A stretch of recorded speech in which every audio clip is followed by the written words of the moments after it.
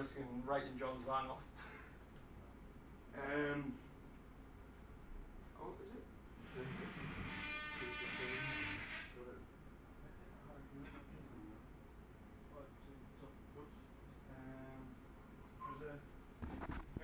One, two, 1, 2. Check, check.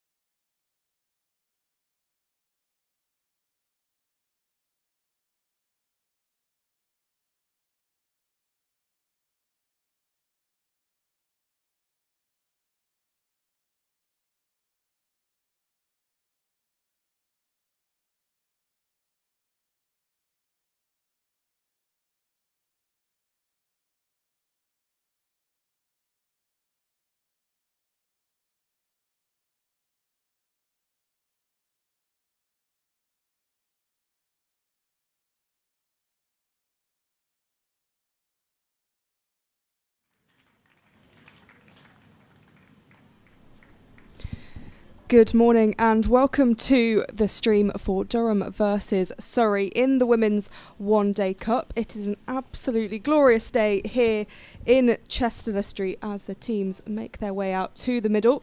News from the toss is that Surrey won the toss and have opted to bat first, and so their opening batters are out in the middle. I am Polly Starkey, and alongside me for commentary today is George Gompertz, and we will be talking you through all the action here today. As I say, a beautiful sunny day as the heat wave takes over the UK, and it's very much present here in the northeast. We can see Trudy Johnson, who is going to open the bowling for Durham, number 14 on her shirt, and she's just rolling her arm over at the top of her mark.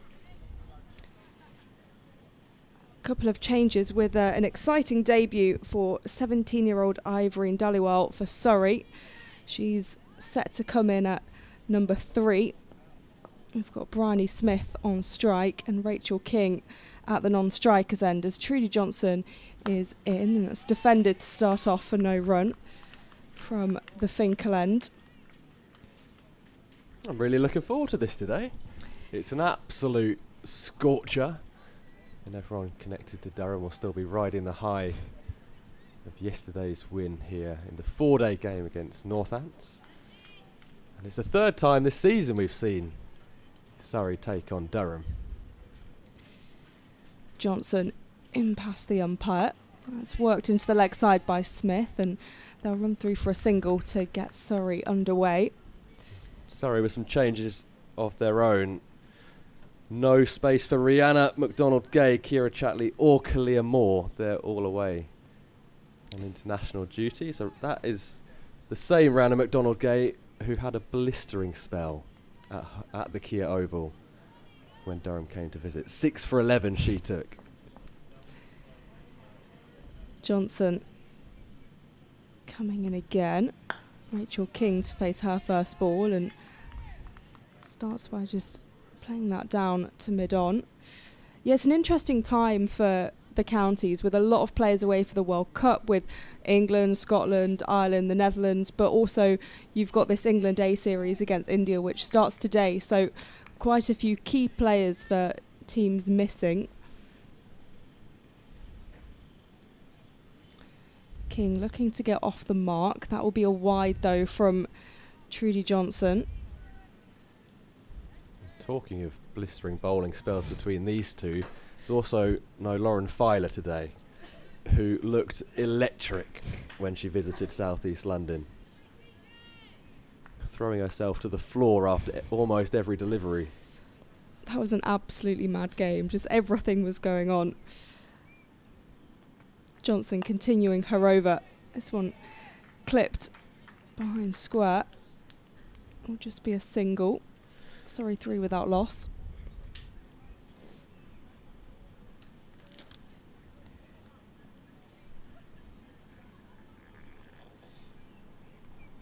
There are also plenty of other games happening around the country in the One Day Cup and also in the T20 World Cup, so we will keep you updated on those. Lancashire are hosting Essex and the Blaze are hosting Yorkshire in the One Day Cup as Johnson in again. That's slapped away by Bryony Smith. We'll just find Katie Levick, who's keeping an eye on the boundary there. Sorry, 4 without loss.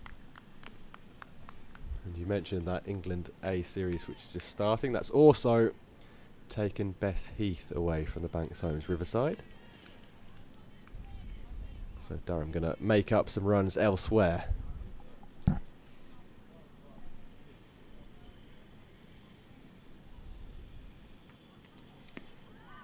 King tries to guide this into the leg side. She will get through for a single, but it's signalled a leg by the umpire. So 5 without loss at the end of the first over. It's a tight start. It's going to be backed up here To open the bowling of the Lumley end. at the Lumley end by Abby Glenn. So it's not the Johnson-Thompson partnership we've seen many times. That's not talking about the Olympic heptathlete. And it'll be Rachel King on strike.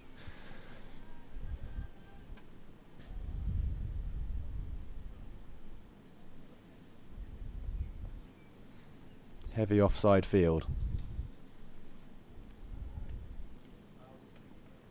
Just looks to paddle it behind and gets enough on it. It's not going to run away. It is going to slow up and come back for a couple. It's a hot day. It's going to be dry out there. I expect the outfield will be pretty quick. It's been pretty quick all week. Just not quite enough pace on the ball to take it all the way to the ropes. And a sign of creative intent from King. Getting a bit funky right from the off. Forward this time and reaching for it. I mentioned about T20 World Cup games happening around the country. For any Durham fans, Catherine Fraser is currently batting for Scotland. They're playing New Zealand. Her and Darcy Carter opening the bowling there. The batting even. Full and wide. Driven away, but Emily Windsor will do the sweeping out on the cover boundary and keep it to just a single, which brings Bryony Smith onto strike. Let me tell you, she's got some power behind her. Yeah, she is a proper power hitter. Interesting to see Alice Davidson-Richards take the captaincy today. Sorry, switching it up. Smith cutting aerially and just pierces the gap, and it trickles away to the ropes for 4, but there was probably more than a second of hope for the Durham outfielders. Yeah, it's good from Bryony Smith, who, as you say, has some power, and that'll probably be one of the tamer shots that she plays today. It's going to be hard work out in the field. 50 overs in this sun.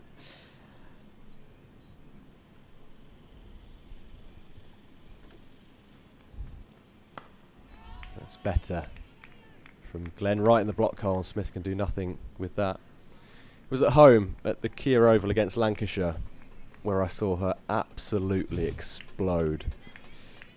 She ended up hitting 71 off just 35 in a serious display of big hitting. Some of the cleanest ball striking you'll see in the women's game. But there, she's just forward and defending. It's 7 off the over. And Surrey, a 12 for naught from the first 2. And to think that Surrey also have Laura Harris in this side, who is an explosive batter and can really take games away from teams, to have both her and Bryony Smith in that batting order. Interestingly, Harris coming in quite low down. Yeah, I'm surprised to see another big hitter. Where's she carded at? Where have you got her? I think she's down as 1, 2, 3, 4, 5, 6, 8. 8, yeah, I'm not which sure. feels I'm far not sure too about low. that. Yeah. Johnson back into the attack. Starts with a wide. Yeah, we've seen a couple of times really good batters coming in lower down the order. I was thinking, having watched a lot of the World Cup, Fatima Sana for Pakistan has been coming in at 8. And it's just been like, what's she doing there? She used to be in at 3 at the latest. But it also works because if there's a collapse, you can come in and kind of stabilise it. And I guess the thing with Laura Harris coming in at 8 is you can move around the order. You can promote her mid-game if you want to, as this is defended by Rachel King. But she's really good if at the death you want to add a couple of runs, and she will give it a whack. She might not necessarily build an innings as such, but I guess having her down the order gives her the flexibility to come in and give it a whack and boost that total. Sorry, 13 without loss. Yeah, those lower order runs, especially in the short format, can be so important. And also batting with a tail is a skill. Yeah. Being able to farm the strike and just take control of the game as a batting side, it's definitely not something to be overlooked. But even so, you say she's coming in at kind of at 8. Laura Harris. Again, as you said, context of the game. I'll see what happens. But either way, definitely got some power behind her as well. Rachel King, 4 from 8. Works it into the leg side, but won't be able to find a run.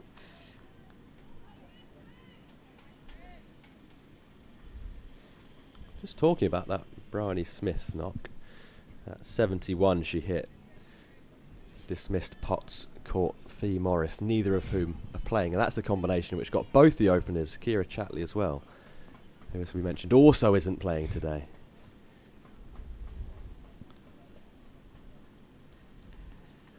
Johnson in, and this is clipped into the leg side by King. They'll jog through for 1. So it is a weird time of the season, as you said, where some of the stronger teams are weakened by their stronger players being taken away on international duty. I think September could be even weirder with the Island series happening, because I suspect that will be a bit of time of experimentation for England and bringing players in, and they will be kind of your strongest domestic players who get called up, as Johnson in again, and this is punched away by Smith. It will race away on that outfield for 4, and that's another boundary for Bryony Smith. Sorry, moved to 18 without loss. Just short and wide from Johnson and punished, but it needed punishing, and it was a really good looking shot, and it sounded great, the crack off the bat, and a classy looking shot just to rock back and punch it through the covers. But yeah, the Island series kind of coincides with the end of the domestic season, where points will be so precious to qualify for finals day, etc. As this one once again has been slashed away. The same shot from Bryony Smith, and that's back-to-back 4s. Surrey 22 without loss, and Trudy Johnson punished in that over. She was really tight in her first over, gave not a lot away, it just went for 5. And the second over just getting a bit loose towards the end, and Bryony Smith is going to pounce on any length or width she's given.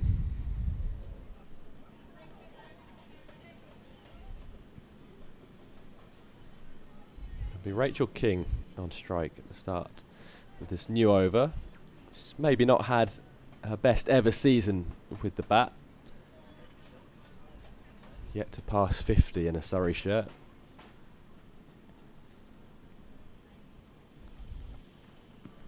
She goes down on one knee. So Judge not out. Again, just looking for that paddle scoop that we saw in the first over from Glenn.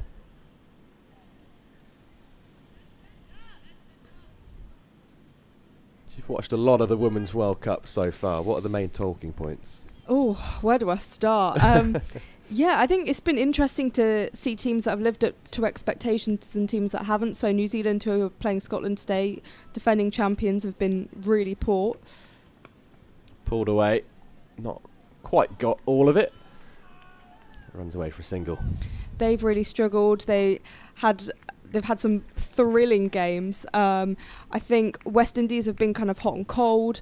You've got South Africa, who was so disappointing, but then they edged past India at Old Trafford, which was an incredible game. Marizan Kapp was 80 odd not out from not very many balls, and that was a fantastic game. But then you've got Australia, who are just steaming ahead and look really, really strong. England have looked good. I don't think it's, they haven't been challenged yet. And we're aware of that with their group. It's whether West Indies will maybe put them under a bit of pressure at Lord's tomorrow. But then it's been brilliant to see the Netherlands make their debut. Scotland have done pretty well. Ireland have struggled a bit, but are pulling it back. Which players have impressed you? Is there anyone who you didn't necessarily expect to shine so far who's come into the spotlight? That's a good question. I mean, this is a cop-out answer because I kind of have always tipped her, but I think people are kind of realising how good Babette de Leyder is for the Netherlands. Their captain, their wicket-keeper, she's the second top run scorer at the moment. She's up there with Smriti Mandana. And what an opportunity for her to kind of make a name for herself on the world stage. Is she sister of?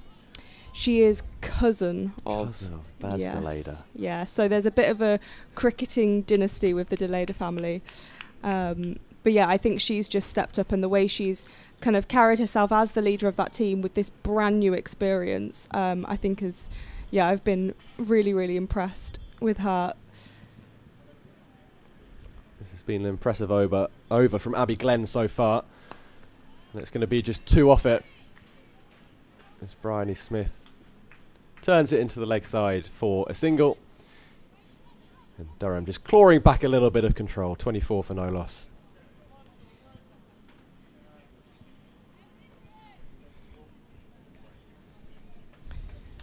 Yeah, I also think England have looked strong. As I say, they haven't particularly been challenged, but I think the way they batted against Sri Lanka and Scotland in particular, I was really impressed with. I think, pushing past 200 is a huge achievement in a World Cup, and the way they started the tournament, it was brilliant. Danny White-Hodge getting that century at Edgbaston, it was a great way to start the tournament and kind of drum up a bit of interest and support in the team at a home World Cup, as Trudy Johnson is back into the attack, and that's driven down the ground, but we'll just find mid-on. Well, we've seen with the Lionesses in the football, their success has drawn so much popularity and eyes on the women's game. Do you see something similar happening if this England team can go deep in the World Cup? It's interesting because I've been asked about this a lot, and I kind of see both sides of it, as Johnson's in again and there's a swing, but it'll just be a dot ball. And on one hand, I'd love for that to happen, but also kind of the context is slightly different. Of football is a much bigger sport in this country than cricket anyway. And I think also with the Red Roses in the rugby winning the World Cup as well, there's kind of, can cricket be the third? Can the England women's cricket team do it as well, as Johnson's in and pushed away but no run on offer?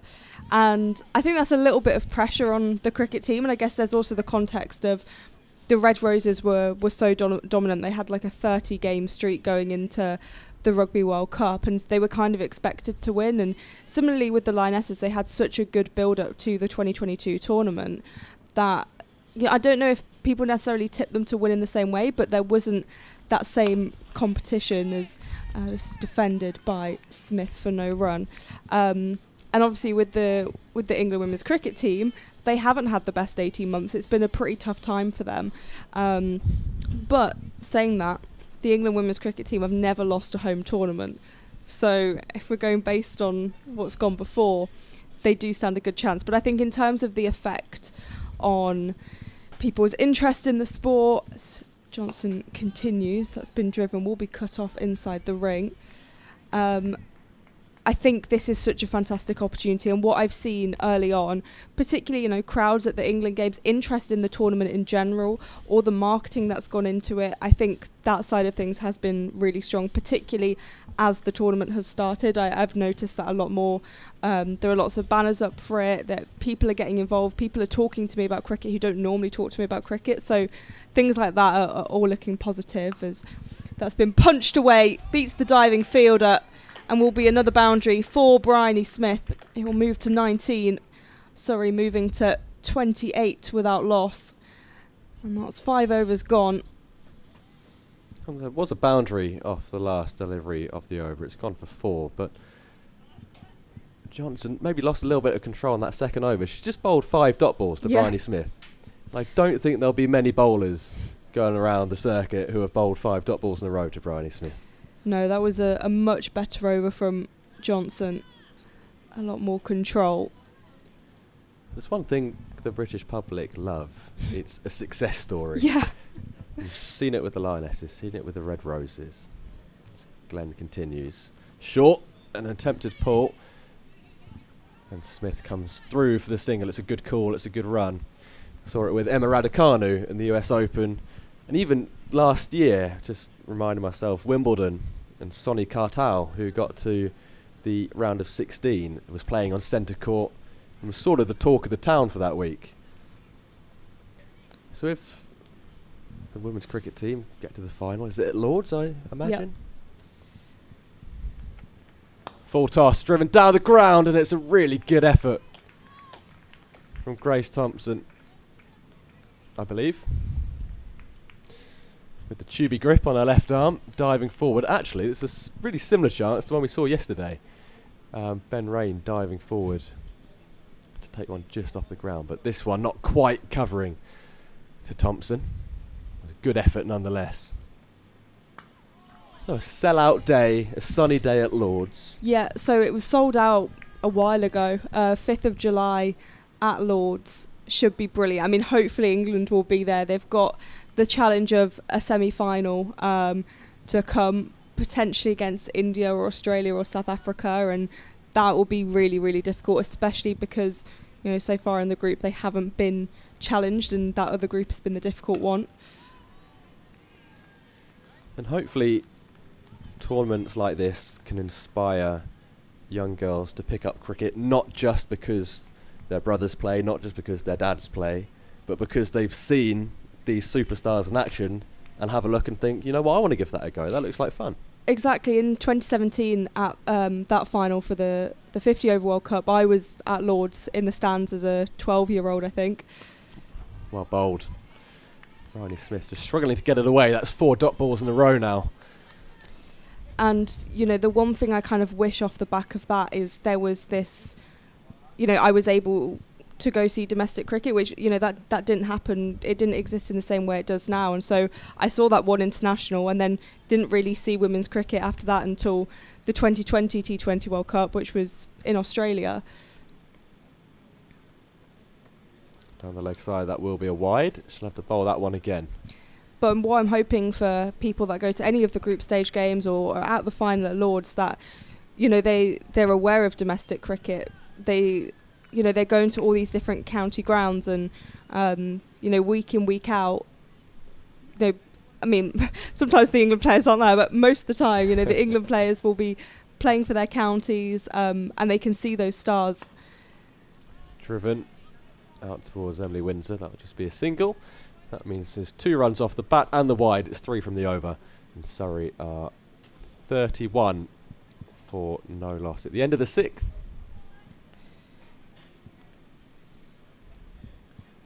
Durham have done really well just to claw this back. There was some early pressure from this Surrey batting lineup. They've just clawed it back and got a bit of control. Yeah, they have. After that third over went for, I think, 10. They've just kind of slowed it down a little bit. And we're going to see a change of bowling with Maddie Villiers coming into the attack, so bringing some spin on.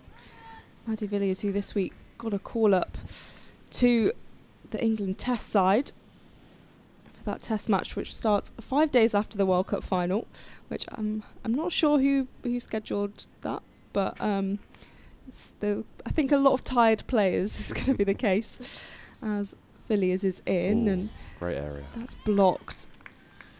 I was delighted to see her in the squad. Been a big fan of her for the last couple of years. Does everything for this Durham side. Smith on 20 as she chips this one up. It'll go straight to Villiers, and that'll be the first wicket of the day. A really soft dismissal and a really disappointing end to Smith's innings. It was just so simple for Maddie Villiers in the end, and just teased her into chipping it up straight back to the bowler.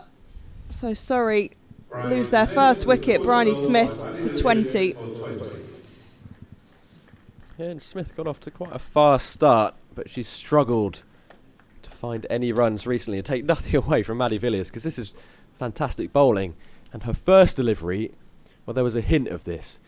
She flighted up nicely. It was in a perfect area, and Smith just got through the shot a little early.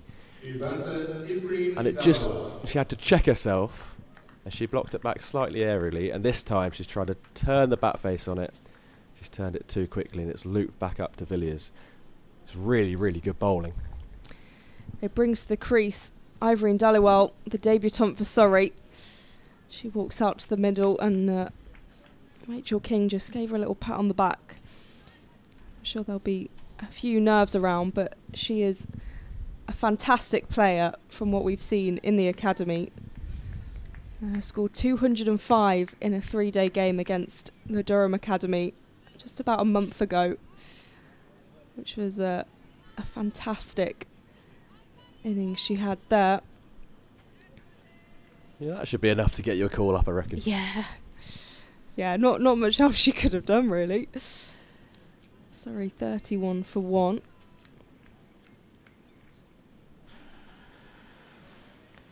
Villiers in and defensive from Dallywell first ball. You mentioned Wimbledon. A couple of years ago, Dallywell actually was a ball girl there. Oh, was she? Yeah, Oh, so she brilliant. made it through the rigorous training that I believe you have to do. And yeah, I'm sure many cricketers would be good at that, the hand-eye coordination and everything, as Villiers in again and blocked by Dallywell. Yeah, a local girl. Yeah. Wimbledon, just a couple of stops away on various modes of public transport from the Oval. Yeah, plays her cricket at Richmond Cricket Club. Villiers in and it's been pushed away by Dallywell, who makes contact with the ball.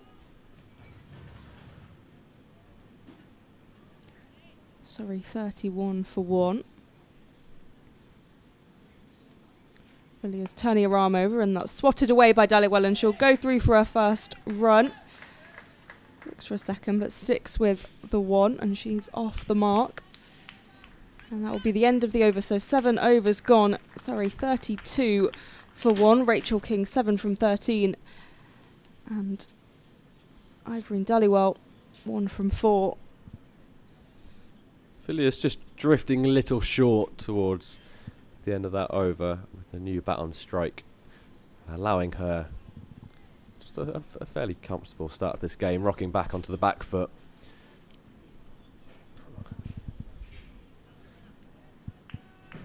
So it'll be Abby Glenn to continue from the Lumley end.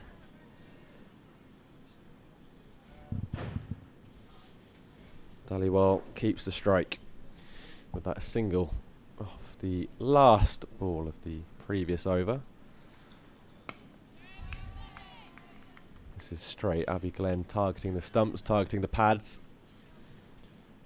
And Surrey have got a bit of a job to do now, just to try and reclaim a bit of momentum. It's all with the hosts at the minute.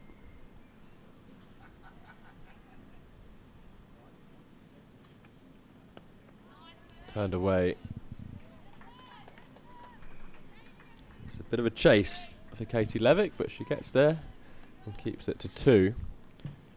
It's an important time now for Rachel King as well, who's got the youngster at the other end, and we'll just try and guide her through a little bit, especially through these opening overs. But for herself as well, hasn't passed the 20 mark for over a month.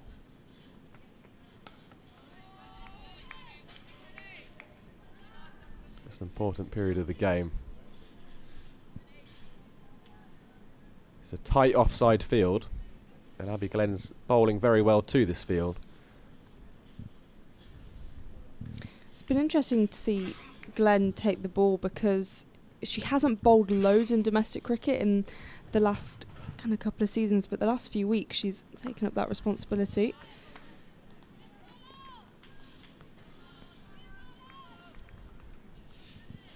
Turned away for a single, and Rachel Glenn will have the last couple of deliveries of strike. Would you have expected a Johnson-Thompson partnership to start things off? Yeah, I think so. I guess it's an opportunity to switch things up with a slightly different Surrey side, but yeah, I was expecting that.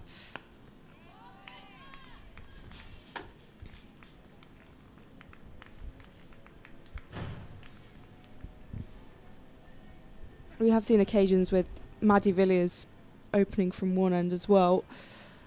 Just kind of assessing all their options. But Abbey Glen's bowling well here. Taken 6 wickets so far this year in all formats. Not going to take a wicket with that one. It's full and wide. And Emily Windsor's getting quite a lot of airtime on the cover boundary. Sweeping just in front of Vic Domain on his deck chair. And it's another great day for lounging. It's a beautiful sunny day at the Banks Homes Riverside. We had consistent cloud cover and the lights on yesterday. The clouds have parted, the lights are off and the sun is shining. It's a beautiful day to come and watch some cricket. Maddie Villiers starting her second over. Took a wicket and went for 1 run in her first, and we'll start with a dot.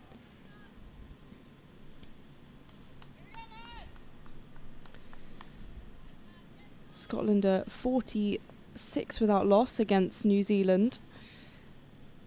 Catherine Fraser of Durham batting there as it's a bottom edge and it sneaks through. It's racing towards the boundary and it will be 4. In fact, it's 4 byes in the end. Don't know how that's missed. Yeah. Although Maddie Villiers won't mind too much because that has pitched on a half volley length outside off and it is turned beyond legs. There is good signs for the off spinner of turn. Yeah, the way that turned was quite spectacular as this has been slapped straight back to Villiers, who sprawls out to block it.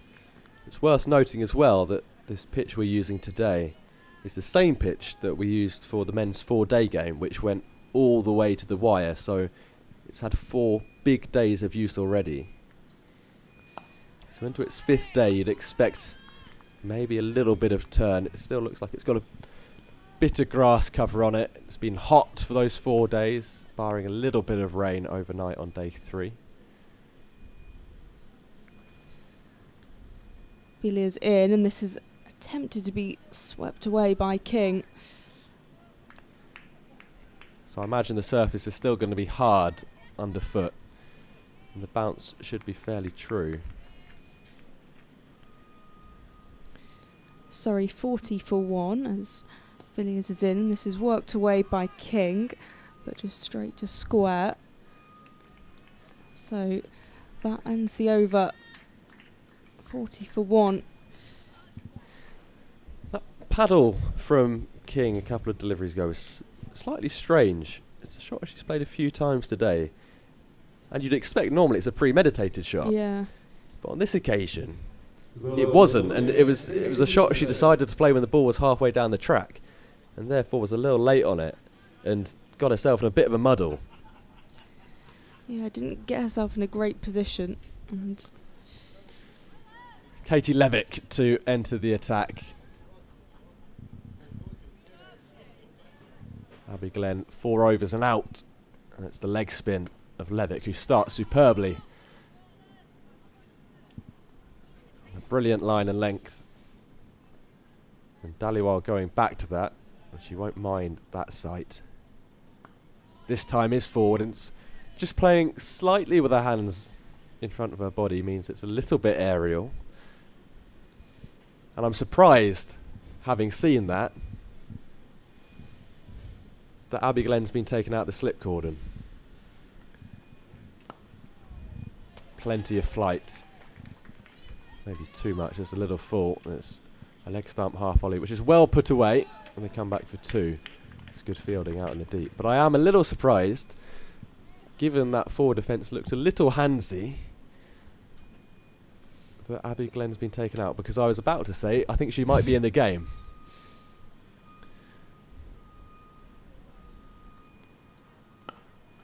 Bit full again. So maybe that's a sign that Durham are maybe looking to protect runs more than take wickets, because she's gone to plug this gap in cover. And to be fair, she is in a catching position at cover. And there she is. So maybe the thinking here is they're looking for, if Dhaliwal's going to get through the shot early. Simmental Bryony Smith did. Well, that was Holly Armitage actually who's coming close rather than taking the edge. It did feel like a hasty decision, though, just after one ball to switch it up. Well, I do take back what I said about it being a defensive play. It's not, because they've added in the catching cover. It's just they think that catch is more likely to come off the face of the bat than the edge of it, and that is a complete gamble. You can't predict that. Sorry, 42 for 1. As Maddie Villiers will continue. Just gone for 1 run, has taken a wicket in her 2 overs. Spin being successful so far. Some good early signs from her as Villiers is in, and this is slapped back to her. She has absolutely put her body on the line for that. It's the second one she's had slapped right at her. That by one King. stayed hit as well.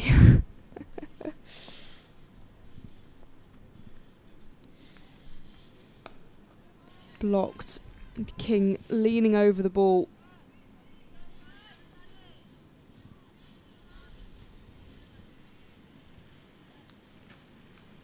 Rachel King 8 from 23 at the moment.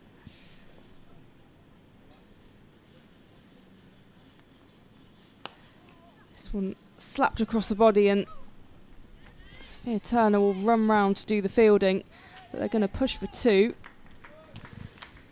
Interesting change in the field just before that delivery was Grace Thompson has now gone out to long off as Rachel King just looks to go a bit more aggressive.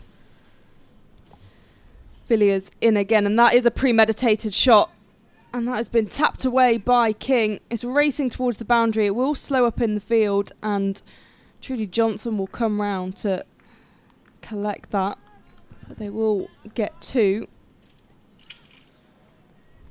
It's these types of shots which is why I'm really enjoying watching the women's game this season. It's because these paddles and reverses. Villiers coming round now, and that's been swept away, but just finds Katie Levick. These shots that are so commonplace in the men's game are becoming more common in the women's game, but there's still moments of real creativity. Villiers in, and it's not clean from the keeper, but it will be a dot ball, so that ends the over. 4 taken from it, 46 for 1. Again, we saw that same shot from King. She's gone for the sweep, but she hasn't premeditated it. She's trying to react to the delivery, and again, meaning she's just slightly late on it. I think it's interesting that she's repeating it even though it hasn't been successful. I mean, I respect that to a certain extent. It takes a bit of confidence to do that. But yeah, it's perhaps not the most sensible Well, shot. it's a run-scoring shot because fine leg is up. So as soon as she gets it past the 45, it does go to the ropes. Good areas from Levick. And Dhaliwal getting herself into a bit of trouble going back to that. But also it's quite a safe shot because it's pitching outside leg stump.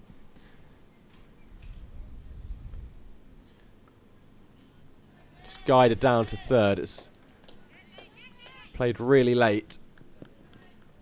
But there's just not enough pace on the ball for it to go all the way to the ropes, and Heather Graham can go and collect it. Again, keeping it to just a couple. So it's pitching outside leg, so she's never going to get out to it unless she catches the top edge. She's not going to get bowled, and it won't be LBW.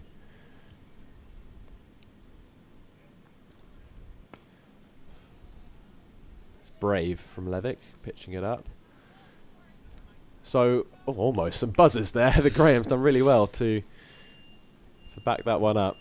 Maybe King just needs to be a bit braver and premeditate that sweep shot.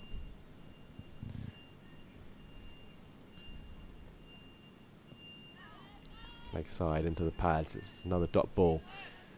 Durham retaining control of the opening stages of this game.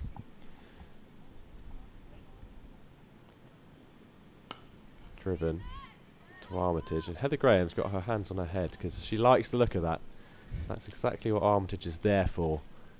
if Dhaliwal does just get through the shot a little early. Goes back again, tries to guide it through third, but can't get it past Graham. It's the end of another good over for Durham. Just 2 from it. The run rate hovering around 4. Surrey a 48 for 1 through 12. Yeah, this is really good from Durham. They got the key wicket of Bryony Smith and now have just really put the squeeze on. So Rachel King's 12 from 27 and Irene Dhaliwal 8 from 20.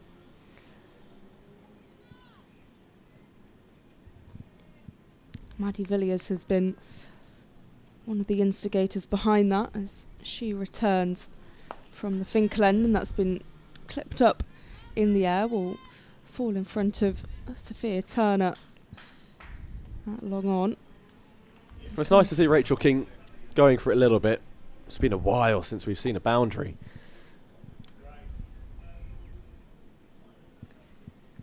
Villiers in again, and there's a slight shout.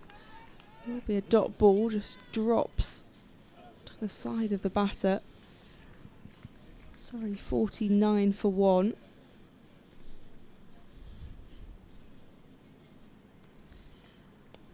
This one worked into the leg side by Dhaliwal, and there's a misfield. They won't capitalise, and the Surrey batters just take the single.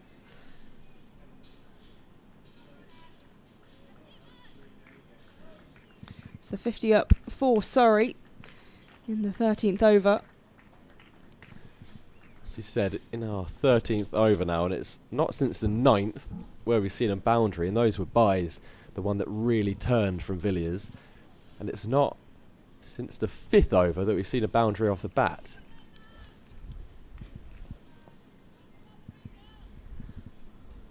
Not ideal for Surrey as Sophia Turner comes up into the ring at mid-on, and Villiers in, and that's been hoiked away by Rachel King. We'll just find Heather Graham, who runs round. But some intent from King, who's 14 from 29, looking to up that run rate a bit. It's a good field from Holly Armitage, I think. Villiers to Dhaliwal, and that's signalled a wide. Got 2 sweepers out on the leg side, Heather Graham and Emily Windsor, as they're going with the spin. If these two are going to hit with the spin, it's going to be leg side. It's been pushed away by Dhaliwal. No run available though. So if Villiers does drop it short, as she has just a couple of times there, it's turning what should be a boundary ball into one which Durham have a lot more hope of cutting down to 1 or 2.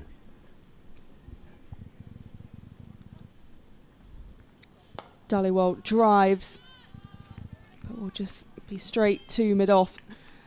So ending the over with a dot. Sorry, 52 for 1 after 13. Now 50 over game, 50 over cricket is an interesting game because it has different periods of momentum, and the first 6 overs are normally when the batting side will go a bit bigger, but that hasn't happened. Sorry, just 52 from the first 13. So at some point you'd feel they have to go, and these middle overs are normally the quieter ones, where it's just a strike rotated as more fielders are pushed out onto the boundary. But I wonder if Rachel King is just getting a little tetchy here, striking below 50. And she's shown signs of intent so far. She's sweeping again, and this time she does get it past 45 and away to the ropes. And she's tried that shot a few times now, and she's seen that as a potential scoring opportunity. And this time does get it away. That will help her and her mindset. That takes her strike rate now to 60, so it's a big swing just in that one delivery. I wonder how attacking she'll go for the next 5 overs or so.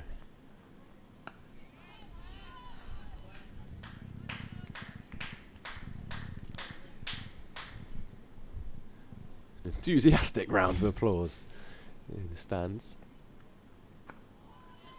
She just looks to advance a touch there. Thinks better of it in the end.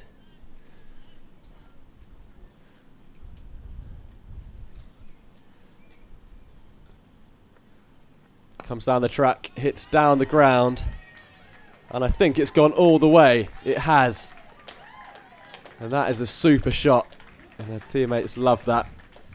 I was wondering whether this might be the over. She just starts to go a little bit more, Polly, and it looks like it may be just that. 10 from it already. Yeah, as you say, so far 10 from the over, and Rachel King unafraid to take on Katie Levick. A lovely shot for 6. Looking confident. It's short. But it's a heavy offside field, and she can't pierce the gap. It's actually quite a safe shot. She's come down the ground and turned that into a half volley. And long on was in the ring at mid-on. There's no deep mid-wicket. Big appeal, and the finger goes up.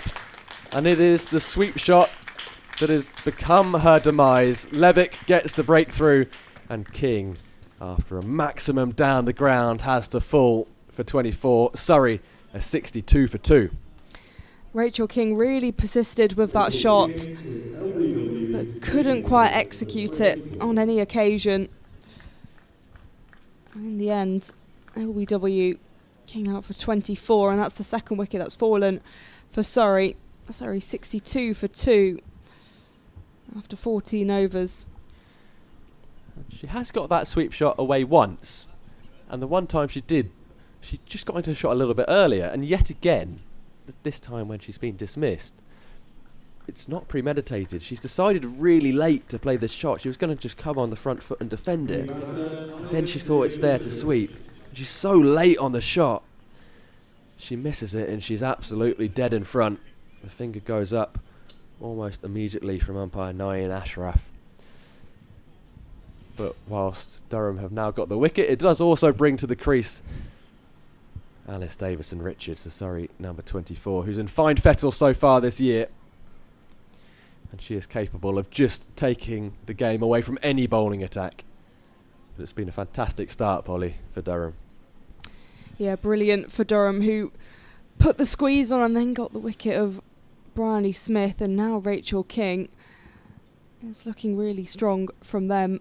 They'll be very keen for a win today, looking to bounce back after their loss to Yorkshire last week, as well as being knocked out of the County Cup at the weekend by the Blaze.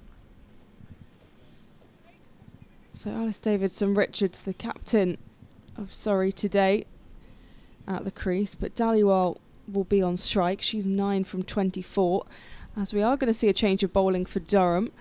Sophia Turner coming into the attack.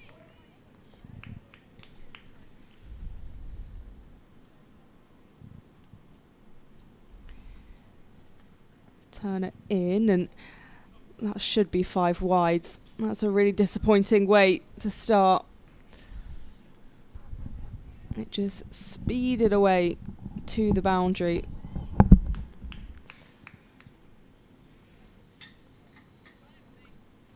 Sorry, 67 for 2.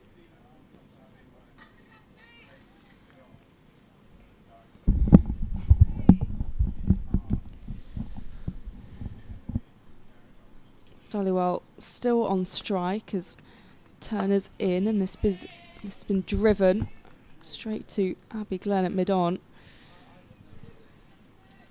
Yeah, definitely a loosener down the leg side. The field not set for anything full and leg side. So there are 2 interesting fielders, both in at mid-wicket, or maybe Villiers is in at quite a short mid-on. Turner in, and that's punched into the ground. I don't know if we can maybe just get a wide shot of the ground here.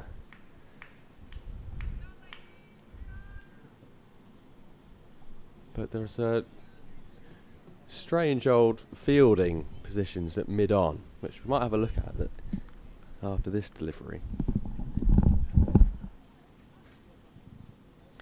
Dhaliwal 9 from 26 as Turner's in, and that's nurdled into the leg side. No run available though. Still defensive from Dhaliwal. Here we go. You can see it just to the on the 2 wickets either side. 2 wickets to the right, sorry, of the one we're using. Got 2 fielders in at mid-wicket. It's quite a An intriguing field from Holly Armitage. Quite an attacking field. This is Durham's time to pounce. Turner continues, and that's a lovely shot. Beats the diving fielder at point. Will be cut off just before the boundary, but Dhaliwal will come through for 2 and retain the strike. And I'd suggest that field means that Armitage is encouraging Turner to pitch it up. As soon as it drops short, those fielders in the ring are out of the game. Sorry, 69 for 2. Dhaliwal this time pushing it again into the offside. We'll just get 1. She's yet to really get creative, Dhaliwal, but she's looked really solid. She's played a couple of deliveries nice and late down to third man. It's been an impressive start so far. Alice Davidson-Richards to face her first ball of the day.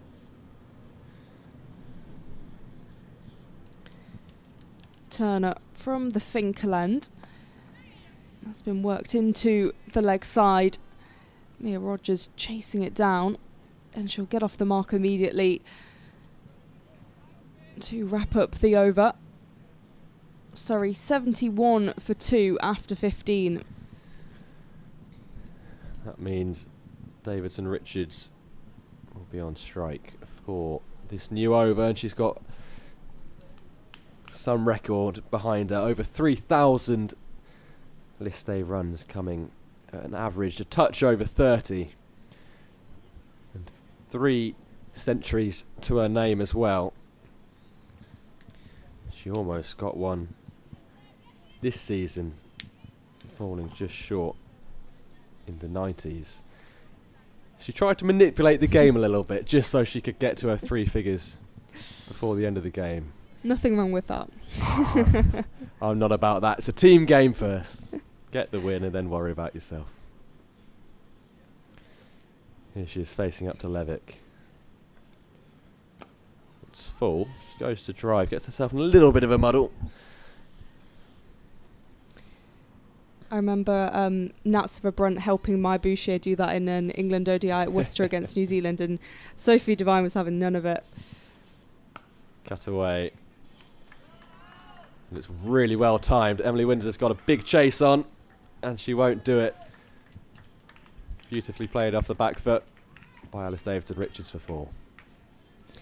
Yeah, tough chase for Windsor, but in the end, very well placed by Davidson-Richards.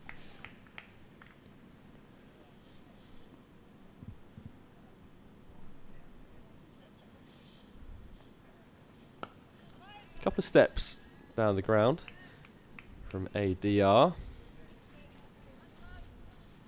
Just trying to off-put Levick and her length. Now we see Grace Thompson go all the way back on the ropes to long off. Forward and defending. So you don't mind that? I don't mind it. I think it depends on the circumstance of the game. You know, if by doing that you ended up, you know, not chasing successfully, whatever, blah, blah, blah, then I think that's not okay at all. But if you're going to win easily, you may as well. It's down the ground, but the fielder placed back on the ropes, so Grace Thompson does the work and keeps it to a single. Yeah. If the game's already in the bag, then, you know, it's possible. It's an option you've got. But I think what would be bad if you did that in the first innings and then ended up losing by a really small margin.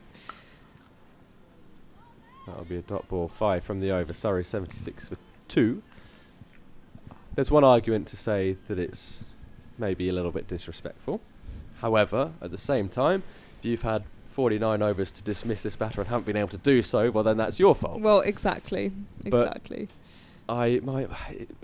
me feels slightly artificial. Yes, You have to manipulate it to get there. Yeah, no, I completely understand that. But the thing is, I put myself in that situation. I mean, that would never happen. But if I was, you know, in the 90s, so close, and there was, I don't know, like an over left or 2 overs left, I would want my batting partner to be on board with trying to get my century. So, yeah. as Sophia Turner returns, and the scoop is on, and Davidson Richards plays that really nicely. That goes all the way for 4. Simple from Davidson Richards. Yeah, you may have heard the shouts of "shot" from her Surrey teammates, and it was really well played. The scoop straight over the head of Mia Rogers, and that raced away, using all the pace offered to her. Turner looking to bounce back, and once again a scoop on, and this time there are 2 fielders attacking the ball, and it does go for 4 in the end. Katie Levick does all she can, but I think in the end she sends it over the boundary. Back-to-back 4s for Alice Davidson Richards. Surrey boosted to 84 for 2. And finally, we're seeing just a little bit of a counter-attack. Davidson Richards giving Holly Armitage there something to think about, and she is. She's slightly tinkering with her field. And the way of doing that is basically just sending more people out onto the ropes. Heather Graham now dismissed to deep backward square leg. Davidson Richards, this time defensive, and ball just pops up into the offside. That's the old village cricket shout of maybe someone comes down the ground, hits it for 6, and always guaranteed someone's going to say a good player goes twice to try and coax the batter into a silly shot. And Davidson Richards did go twice with a scoop, and he's played it twice very well. Turner continues, and Davidson Richards just blocking the delivery. It's a really good area from Turner. Davidson Richards just slightly squaring herself up, not quite committing to coming forward on the front foot. But that scoop shot she plays is one that she practices a lot, and she's really comfortable with.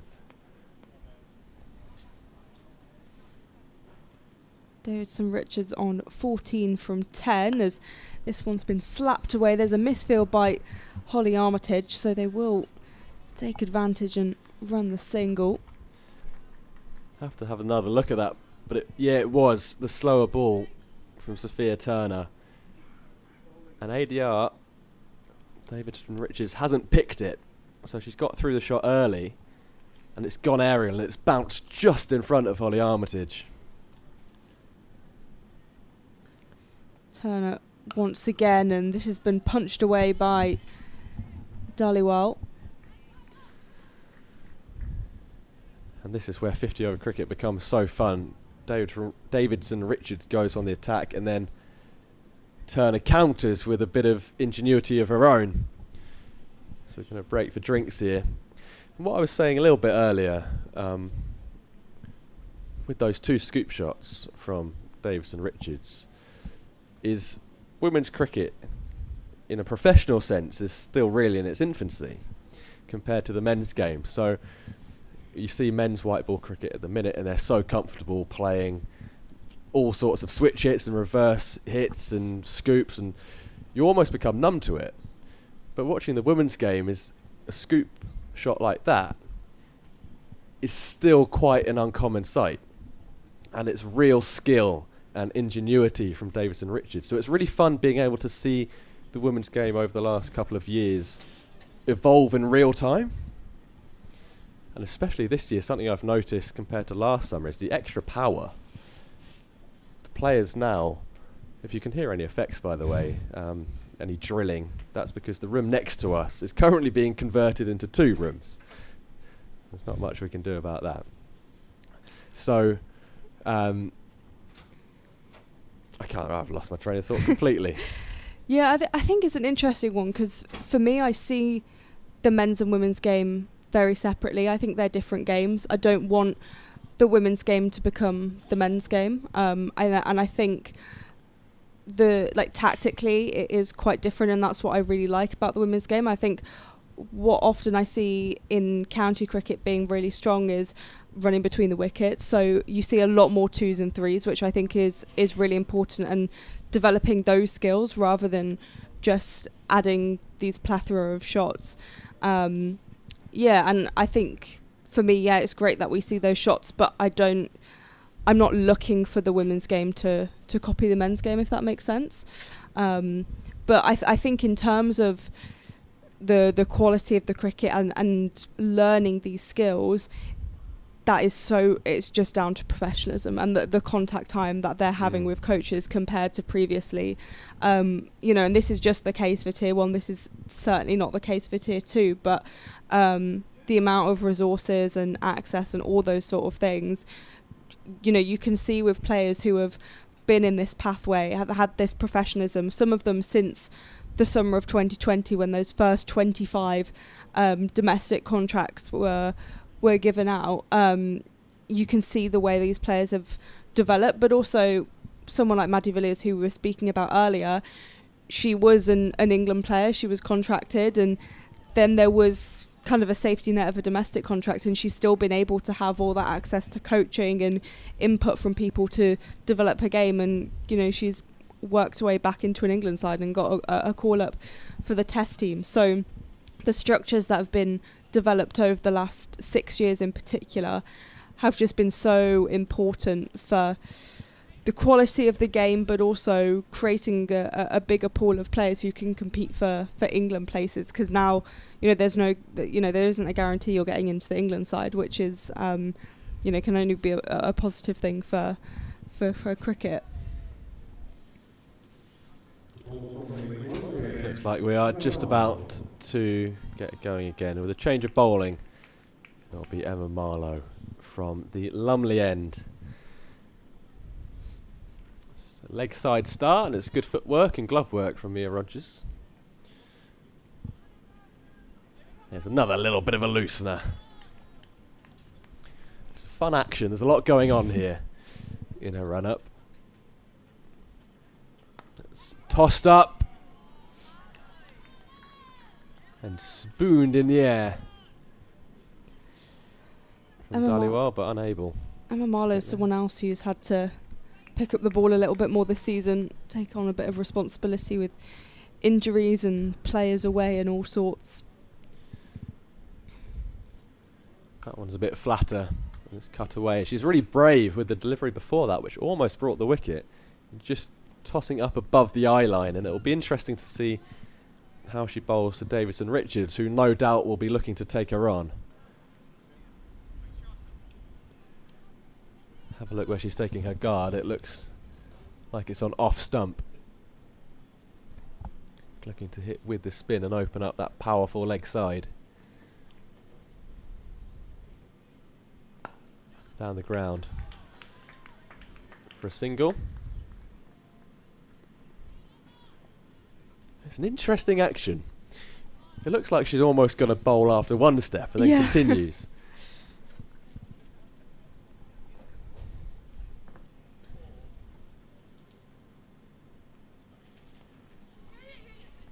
With the spin to 45. And there is a single there. It's well taken.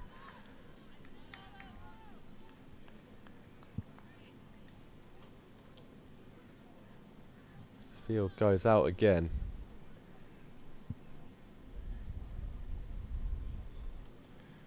Swept from Davison Richards. Swept for 4. I thought for a minute that the ground may be made up from Grace Thompson, but it's gone underneath her all the way to the ropes. It's a good shot from Davison Richards. Yeah, not a nice day to be doing a full-length dive in the not outfield. Where the players come in and out on the ground, which is now a little bit chewed up as well. Yeah. Quick single. Mia Rogers does the chase. And as you mentioned there in the drinks break, that running between the wickets is a theme of the women's game. Well, that was a theme of the over as well. Through 18 overs here, Surrey 95 for 2. And they've just swung a little bit of momentum back towards with the innings of Davison Richards. She's 21 from her first 14. News on games elsewhere. Lancashire are 69 for 1 against Essex, and Yorkshire have slipped to 60 for 5 against the Blaze. And in the World Cup game, Scotland are 96 for 3 after 14 overs against New Zealand. Sarah Bryce has just got out there, but Darcy Carter is 54 not out from 39.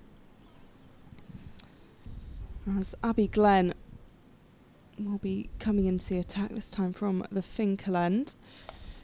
And that's been prodded, and they're going to get through for a quick single. Good call by Davidson Richards in the end, 96 for 2.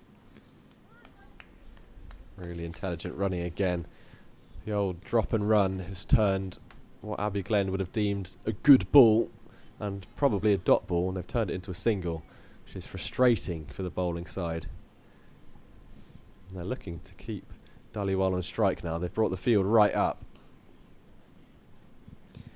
Dhaliwal 15 from 34 as a wrap on the pads. So no run available. I reckon she's missed out on one there. On her pads, there's a wide open leg side field, just 2 out on the boundary. I reckon she's missed out on a couple.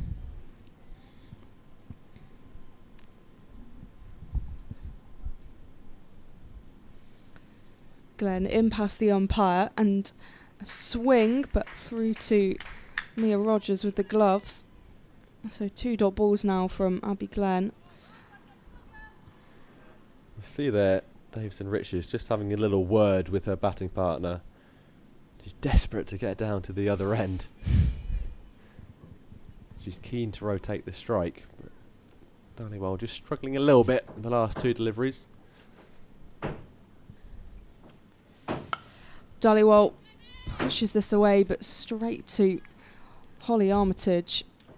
And she'll feel that that will further build the pressure, because that's a wide half volley, which she would be thinking of hitting to the ropes, but she's dotted it up. As the work continues next door, you may be able to hear. 3 dot balls. That's Glenn, arms pumping. That's been chipped up and over and will be 4. Dhaliwal has eased that pressure that had built up. And that's the 100 up for Surrey in the 19th over. A lovely shot from the debutant for Surrey. Yeah, she missed out on one half volley, not going to miss out on another. Abby Glenn maybe thought there was half a chance that it was knocked back over her head. It was well timed and well struck.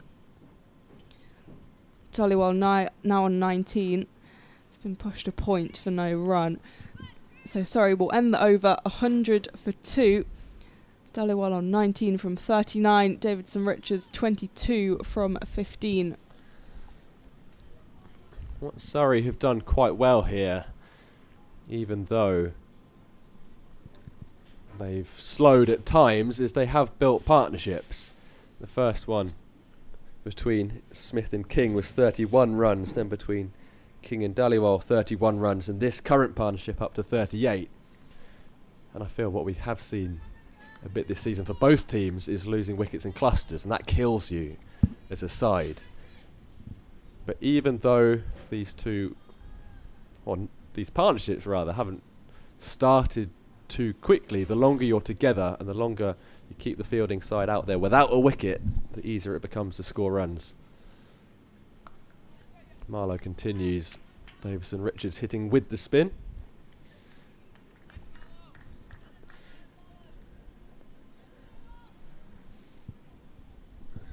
So these two have done the hard work now. They've got through the first few overs into the 20th over now. Leg side without touching anything. That'll be a wide, and they'll steal a single as well. They'll actually come back for 2. That's really good running. So 3 from that delivery. They've had to do very little for it. That takes this partnership into the 40s, and it gives them a really good foundation at any point if they want to just try and accelerate a little bit.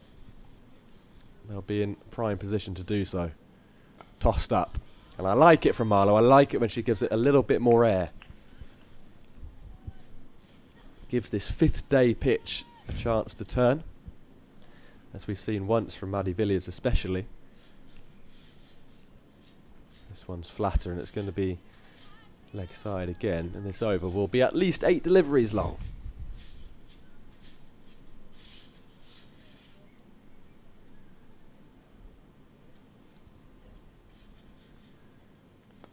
Turned away leg side. That was a great line, and I can't tell you exactly who it was, but test bowler running into bowl, and he bowled a few wides, and he turned to the umpire and said, "How many more umps?" The umpire said, "I don't know, you tell me."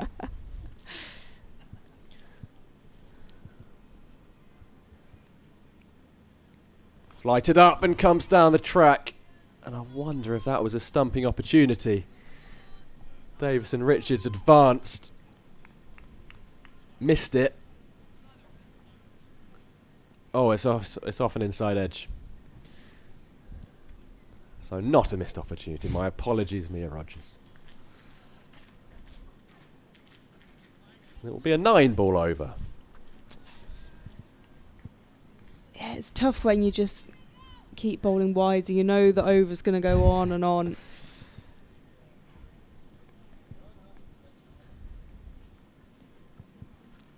Ten. Barlow in her first over had some nice control. Just needs to reset a little bit here. She's bowling with the turn. I'm just trying to see if there's any wind. It's actually a little bit going the other way. Look to get out of this over without any further damage. And it's a single. Whipped through the leg side. That's quite a long looking scoreboard after that over.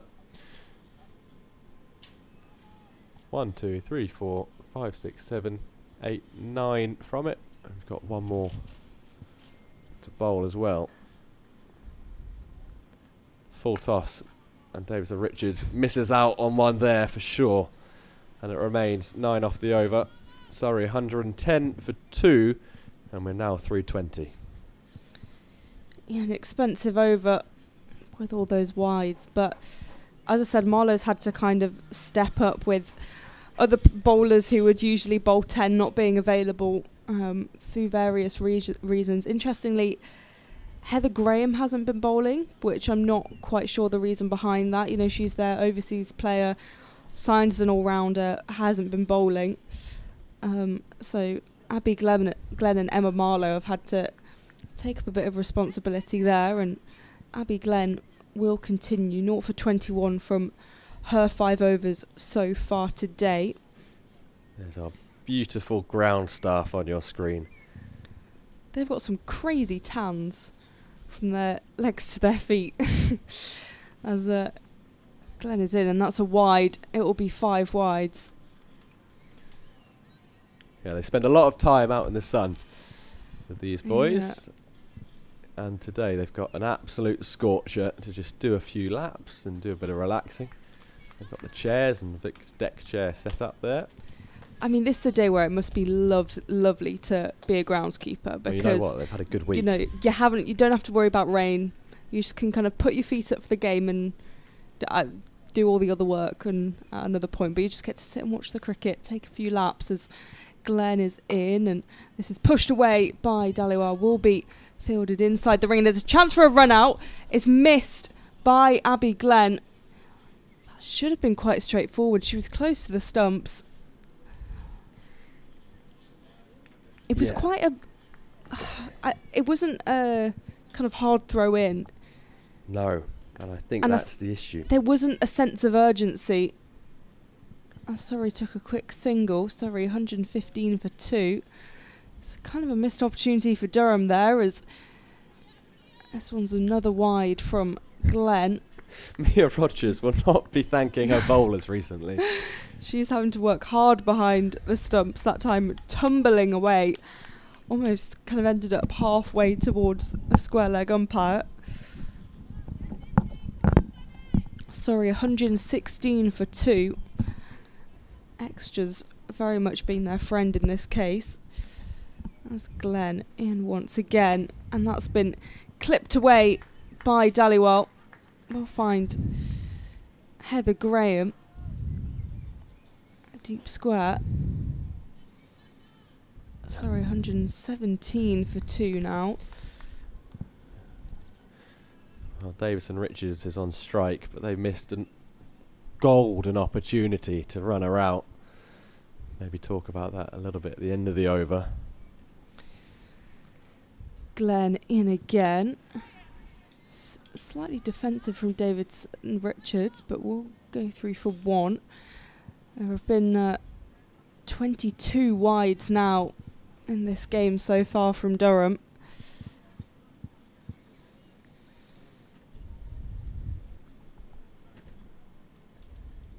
Sorry, 118 for 2.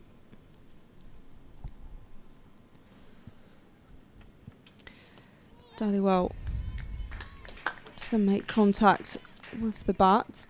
There's 22 runs of wides, quite a lot of them coming as 5 wides, and now at 27 runs in extras, Surrey's top scorer. Yeah, it's never a good look on the scorecard.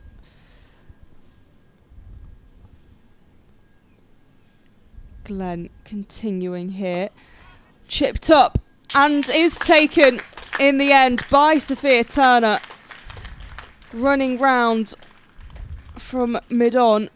She takes the catch and holds on, and Dallywell has to go for 22 from 45.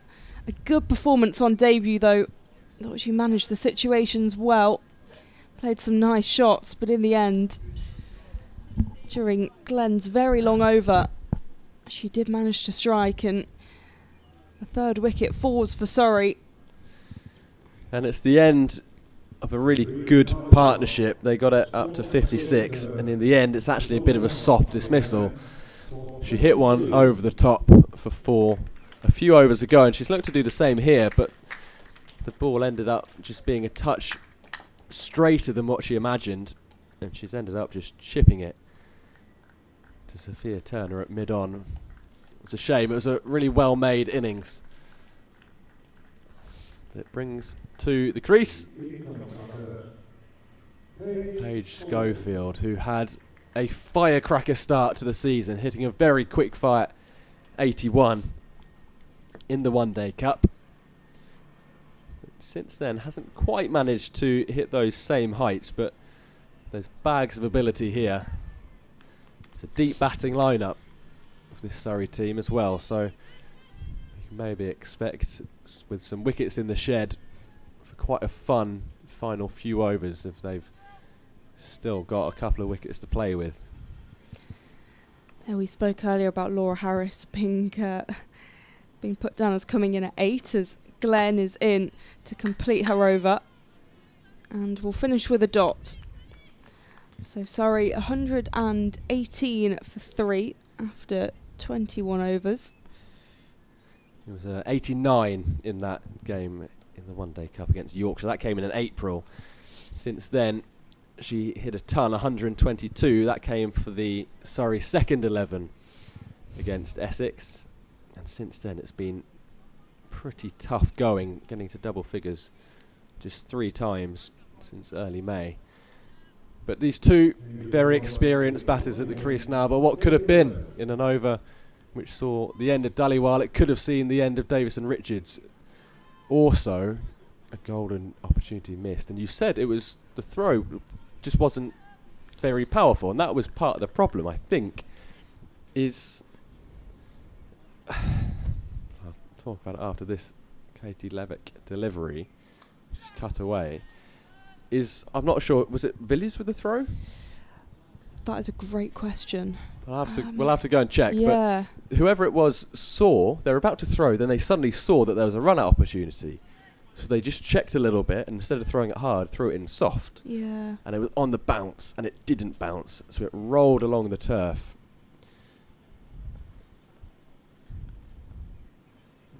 And often, when you think about it too much, you overthink a throw or overthink a golf shot or a cricket shot or anything, and you think, oh, I'm just going to take a bit of pace off it.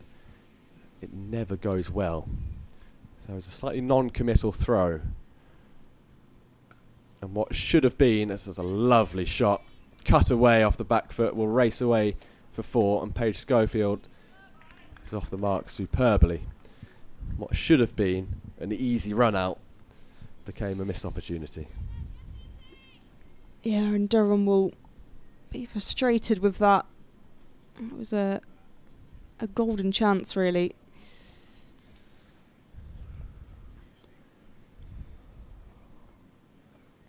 Schofield driving for no run. It's been a slightly strange season because that 89 from Schofield at the beginning of the year came in her 3rd innings, and she looked phenomenal. She was chanceless. Yet since then, she just hasn't been able to replicate it. But it's a good batting deck here today, and she's still got 22 overs to bat, so my apologies, she's got 28 overs to bat. So it's a really good opportunity for her to try and go big again. It's 5 from the over, 4 of those coming off the bat of Paige Schofield. And Surrey are 1-2-3 for 3. Yeah, Paige Schofield had a brilliant season last season, and it felt like she was just absolutely cruising. It seems to have slowed down a bit, but we know what she's capable of and what she's done before. For any Surrey fans listening, Priyanaz Chatterjee is 12 from 8 at the moment, as Scotland are 121 for 5 with 2 overs left against New Zealand.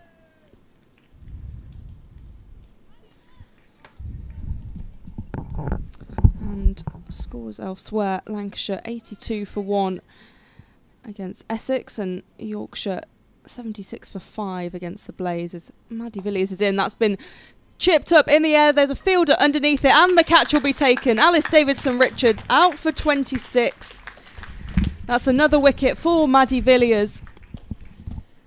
And the catch taken safely in the end. The 4th wicket falls for Surrey, and Davidson-Richards tips her head back in frustration. She's annoyed with that shot.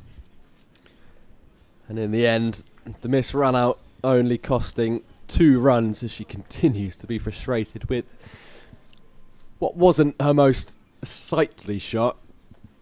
She's hit across the line. It's a bit of a slash. She gets a top edge, a bit of a leading edge, and it balloons up.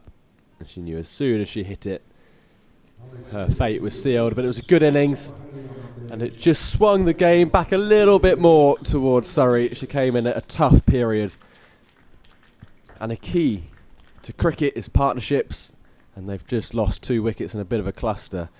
But not to worry, because it brings Jemima Spence to the crease, who has had a phenomenal year so far.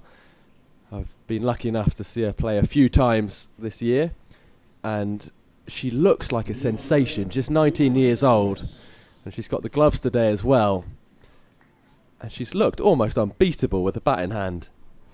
Jemima Spence is brilliant, and it's been a frustrating couple of years for her, tearing at ACL and then having to have a follow-up surgery on her knee. It's been a really tough time, but when she's had the opportunity to come in and play, she has just grasped that opportunity with both hands. And I mean, we were talking about creative shots earlier. Really creative player, as Maddie Villiers is in, and Spence punches that to point. There should be a run out. There will be a run out. That was really, really poor from Surrey. And Schofield has to go. She looks at Jemima Spence, shrugs her shoulders, and is visibly frustrated with that. Spence stayed where she was. She took a couple of steps forward, but was very much not up for the run. And Schofield found herself at the same end. And that's a really poor bit of cricket. Jemima Spence is now crouching on the ground. Yeah, I reckon I'd be pretty angry if I was Paige Schofield. Just come in, 4 off 6, looking nice, just getting her innings going. And on a lovely sunny day, she has been barbecued. Jemima Spence cutting her first ball away off the middle of the bat. Maybe just getting a bit excited. Hit and run, she called yes. And by the time she said actually no, Paige Schofield was halfway down the track.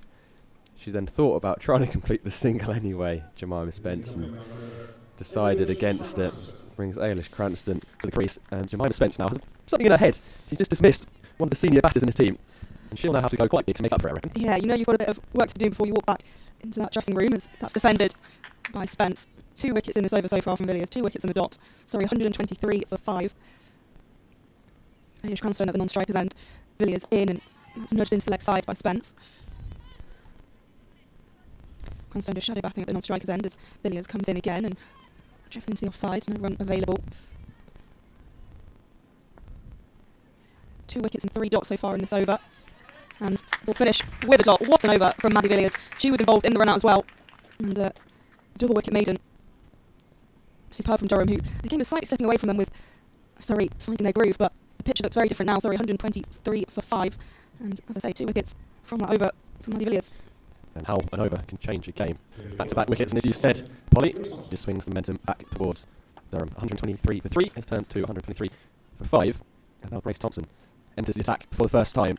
23 overs in, we thought we might have seen her a little bit earlier, but she's been saved for the middle overs. That's a really good start. And I mentioned now Jemima Spence will have to make up for that run out. If there's anyone who can go big, it is her. And last 4 innings for Surrey, she's passed 53 times. She hit 28 in her last innings, and before that she went 59, 52 and 51 not out. That's full. It's actually a full toss, maybe slipped out the hand slightly, but Ailish Cranston can't punish. Such an exciting prospect, Polly. What do you see in the coming years for Jemima Spence? Yeah, I just think she's had these injuries and stuff, but the way she's batted so far in a Surrey shirt has been superb. And there is going to be a buzzer, there's an overthrow. Just as I was about to say that this Durham fielding is just keeping the pressure on Surrey. Maddie Villiers, who picked the ball up superbly, gave Mia Rogers no chance as she threw it past, and Cranston can get off strike. Yeah, Spencer's been involved in the under-19 setup. In fact, at the under-19 World Cup, I remember her having to try and remove a snake from the pitch. But yeah, a brilliant career ahead, and also with the gloves. Sorry, I was just getting a bit miffed by the back gauge. Had to remove a snake from the pitch. Yes, yeah.